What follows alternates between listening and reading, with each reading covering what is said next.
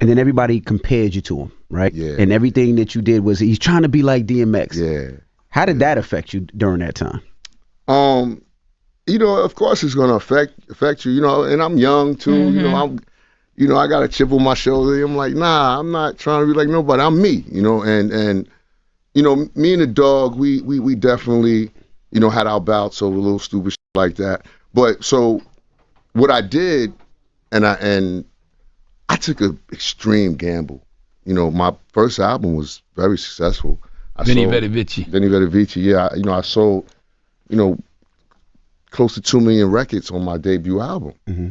And then those things started happening. He's trying to be like Gags, or he's trying to be like Pac. And, so I said, you know what?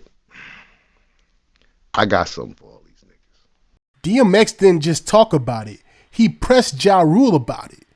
Ja said it himself.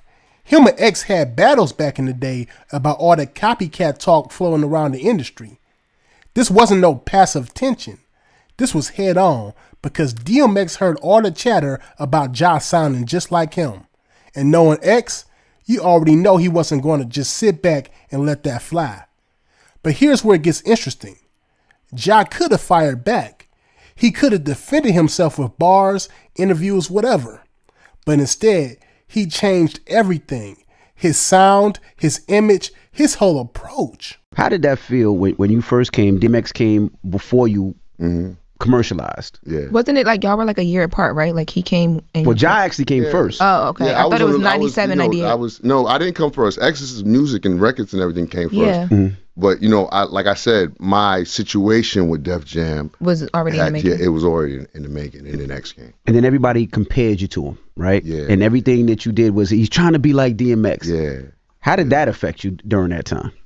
Of course it's gonna affect you, and I'm young too, I got a chip on my shoulder. I'm like, nah, I'm not trying to be like nobody. I'm me, and me and the dog, we definitely, had our bouts over a little stupid shit like that. But so what I did, and I took an extreme gamble. My first album was very successful. Veni Vidi Vici. Yeah, I sold, close to 2 million records on my debut album. Mm-hmm.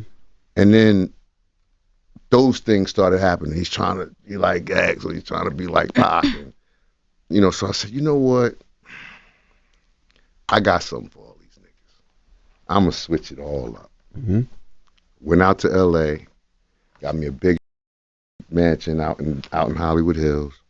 First time I ever had anything like this in my life. And it was like the most ghetto mansion you ever want to see in your life. We had like Rent-A-Center furniture in the joint. It was crazy, you know what I'm saying? We had a room that we called the dorm, and just 10 slept in there, you know what I'm saying? It was a wild time, but I wanted the music to reflect new times in my life.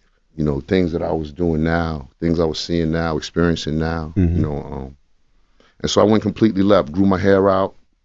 So they can't say I look like X or Pac. Them never had braids, you know what I'm saying? So I grew my hair out, got braids, was wearing it wild, like Jimi Hendrix, bandana, just looking, just being me, and the music started to reflect those moments. So it was all your idea to change the image in the music? Yeah, it was. I mean, Gotti just kind of flowed with whatever I wanted to do, but he always, would circle back to, you got to keep it. You know what I'm saying? Don't go too far this way, bro. You know what I'm saying? You got to have your street element. You got to keep it, you got to keep it street. And so, because I'm an artist, a creative first at heart. So, I wanted to do wild, crazy shit. You know what I'm saying? Everybody, it was kind of like... it back a little bit.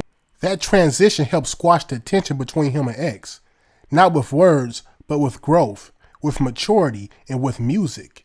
Because when a real one sees you leveling up without disrespect, without competition, just elevation, they respect that. And that's exactly what happened.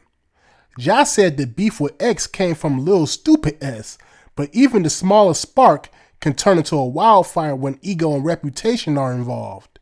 And instead of letting it go that route, Ja changed his entire course, and that helped bring the peace. But here's where it hits hard now. DMX isn't here anymore, so as we look back on this story, as wild as it is that X ran down on Ja over those rumors, there's something beautiful about the resolution, about how two New York giants didn't let pride ruin what could have been a beef for life. Instead, they grew, they shifted, and they found peace. So let's say this loud and clear. Rest in peace to DMX.